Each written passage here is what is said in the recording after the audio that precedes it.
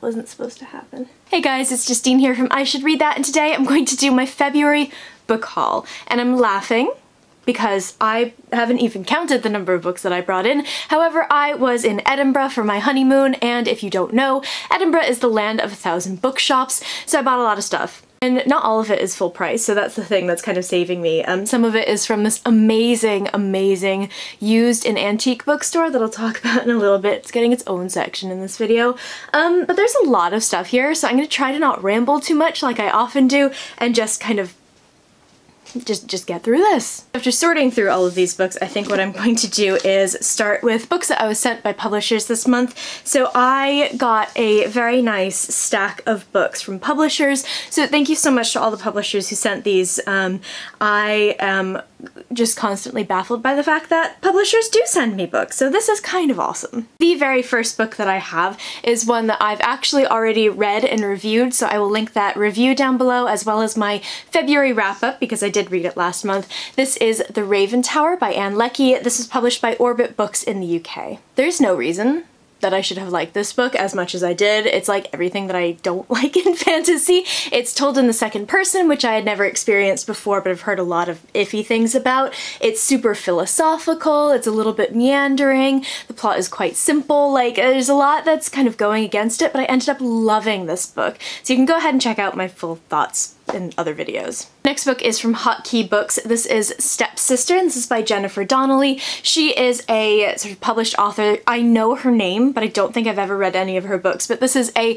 Cinderella retelling told from the perspective of one of the evil stepsisters, which, like, that's all I needed to know. Totally sold. This comes out in May, I believe. The 2nd of May in 2019 in the UK. I'm super excited to read this. And the last 3 books all come from Pan Macmillan. So 2 are from Tor and the others from Macmillan's children's books, and I was like beside myself when this came in. This first book is not one that I actually requested, but when I read the back I realized that this is exactly the kind of thing that I love, so I am very, very excited to read The Opposite of Always by Justin A. Reynolds. So he's been on my radar because he published the very first book with Knights of, which is a very inclusive children's publisher and bookseller in the UK in London, and they did this whole amazing Kickstarter campaign, and I have been following them really closely, and I donated to their Kickstarter, and I've been like super invested in them. So he wrote a book for them, so I have been very interested in reading that, and I'm also really excited to read this because I did not know this was coming out. To make this kind of simple, it sounds like it's essentially sort of Groundhog's Day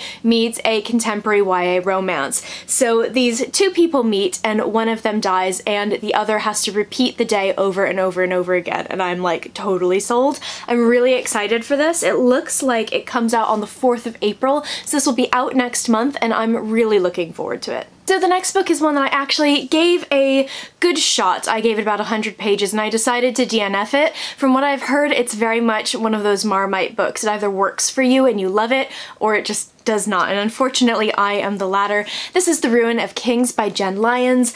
I was really looking forward to this, and I think that because of maybe some choices that the author made for the narrative, it just wasn't necessarily my thing. So it follows a character, the same character, but it is his life told by himself and his kind of more current leading up to him being in prison, which is where the story opens, and another character who's telling the story of his young life to him. So it's very much a storyteller type situation.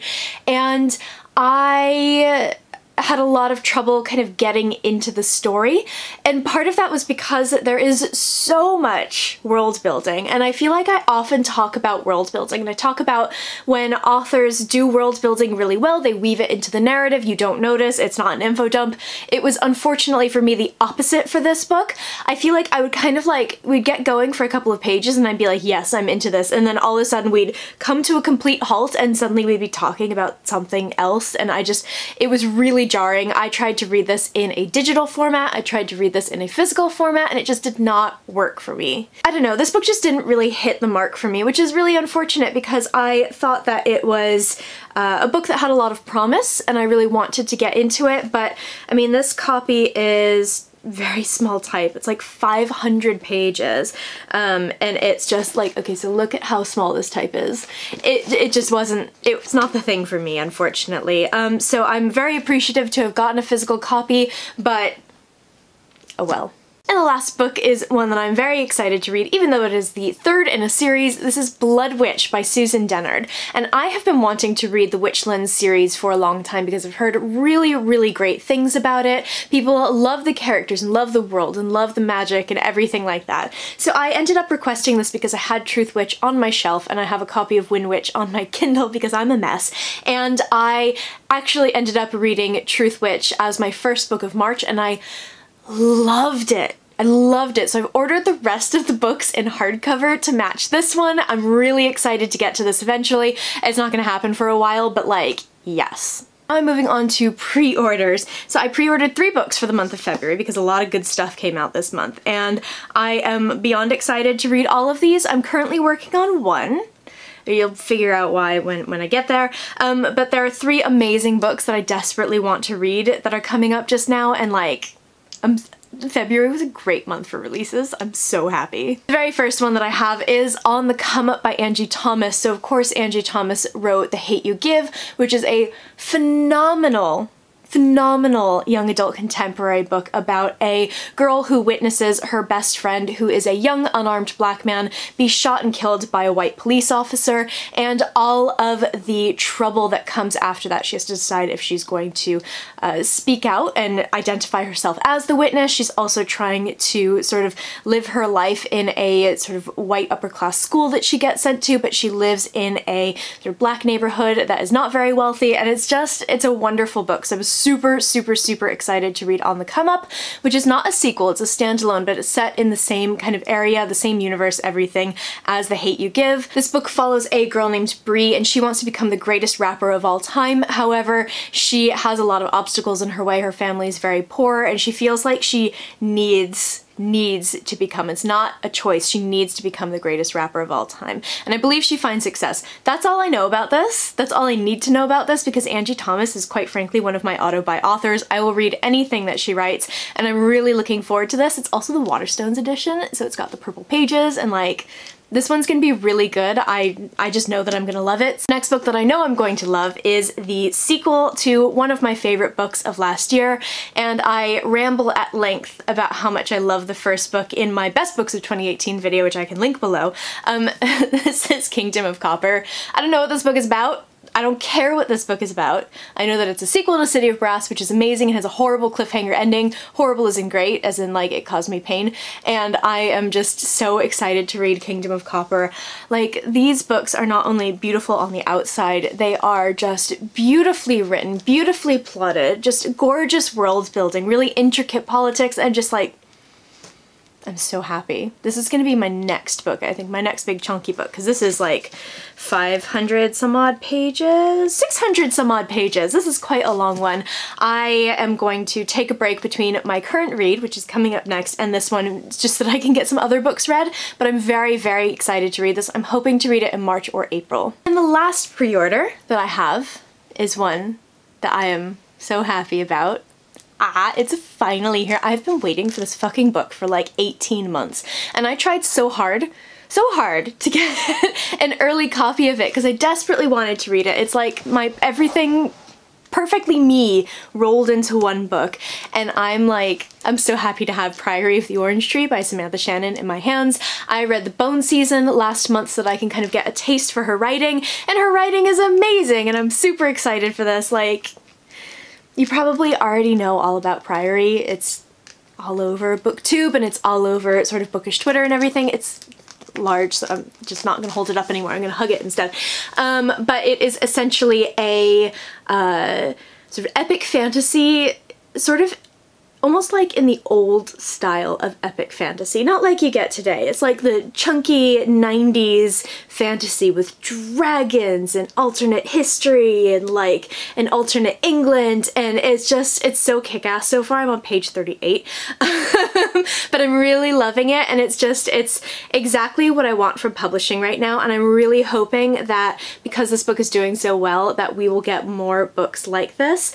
Also, it does feature a lesbian romance, which is really exciting because there's this myth that gay fiction won't sell, but especially lesbian fiction won't sell, and it's got these amazing female characters, and it's just like, I could talk about this all day and I'm on page 38. I'm very excited. So next up, I bought some books while I was on my honeymoon. Edinburgh is the land of 1,000 bookstores. If you have never been to Edinburgh and you are a book lover, you are seriously missing out. It's a beautiful literary city. It's a beautiful city in general, and there's, I think, it's some statistic, like it's got more bookshops per like person of any like city of its size in the world or something like that, but it's got a buttload of bookshops. I love Edinburgh so much. I lived there for a little while and we'd love to get back, and it's just like the best place. So I went a little bit crazy. I went a little bit book mad, but you know what? That happens. I was getting married, so I'm allowed. So the very first book that I have is The Queen of Crows by Mike Cole. This is the second book in his Sacred Throne trilogy, and I read the very first one in the month of February, and the sun has just come out, so sorry if my lighting is really weird. But I read the first book last month, so you can check that out in the link down below, and I really loved it. Unexpectedly, really loved it, and I was very happy to spot this on the shelf in Blackwell's in Edinburgh, so I went ahead and picked it up. The next book that I have is The City in the Middle of the Night by Charlie Jane Anders. I read, her first book was All the Birds in the Sky, and it's a really bizarre, weird book, and I didn't necessarily love it, but I liked her writing style, and I liked the way that she really combined sci-fi and fantasy in this bizarre, weird, end-of-the-world kind of blend. It was really a great concept. So I was very excited to see what her second book would be like. Apparently this is also super weird. I don't know anything about it, but I love her her writing so much, and I was very curious about this. I believe it's more kind of full-on sci-fi. It's set on another planet, and it's a place where there's a sort of blazing hot side and a completely frozen side and nowhere in between, and our main character has been exiled to sort of live outside of the city, and she has managed to survive somehow.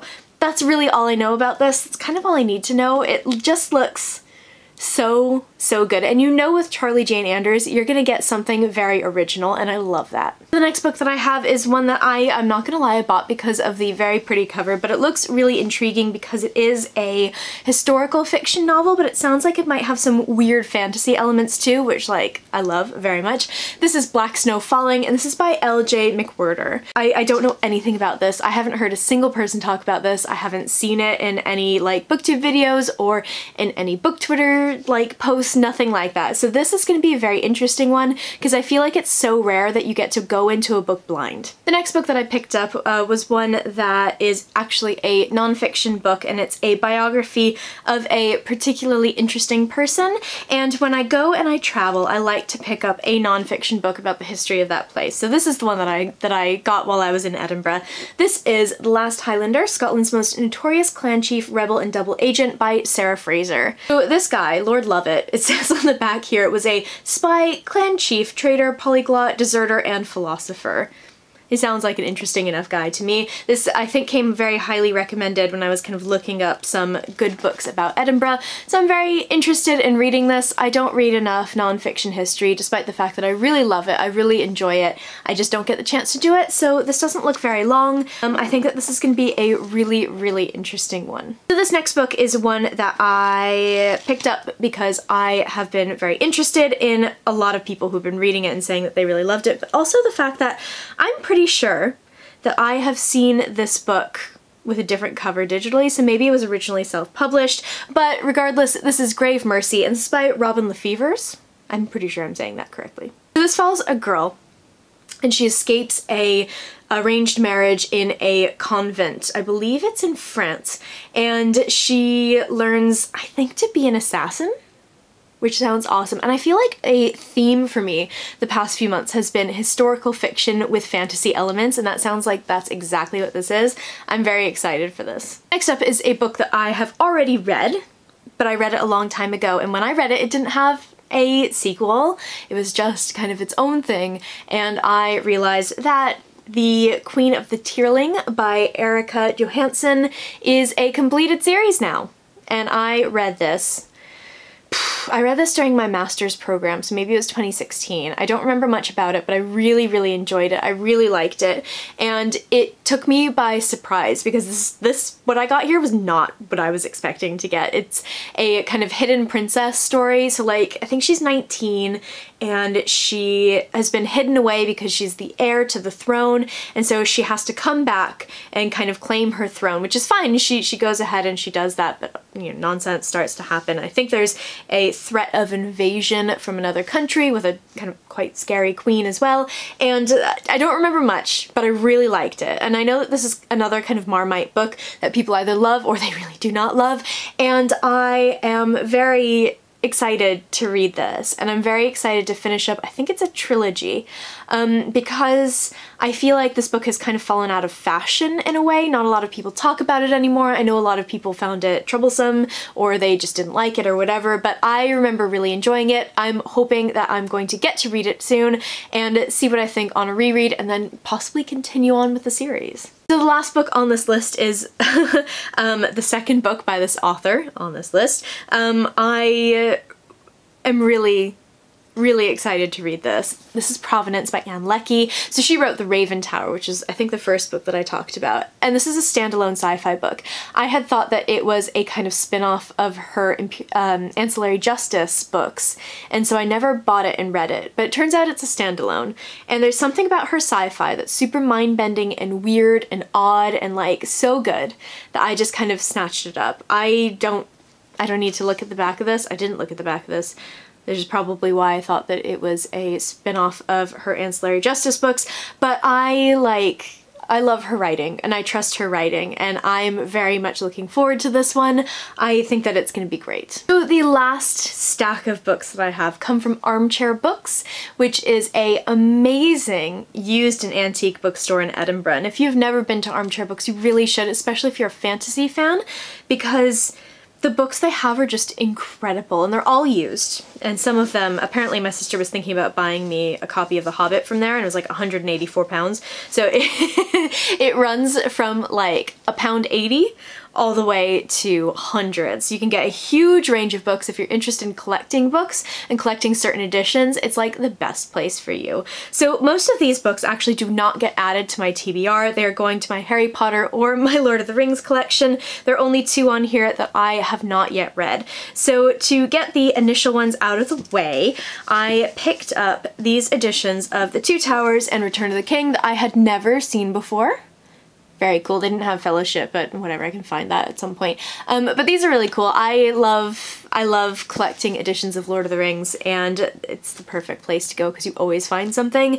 And it's amazing how many copies, how many different editions and covers and whatnot of Lord of the Rings you can find. I find that really cool, and I obviously am trying to collect every single one. So the next one that I have is actually The Hobbit. I love this illustration so much, and I love the back as well, and so like, it's a little hardcover. It's so cute. It's £2.80. And I just, like, this just brings me so much joy. You can probably see from my face.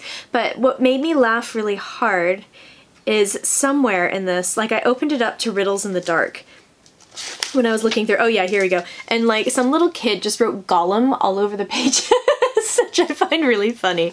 That's one of the reasons that I like used books so much, is that they have this kind of charm to them that you don't get from new stuff.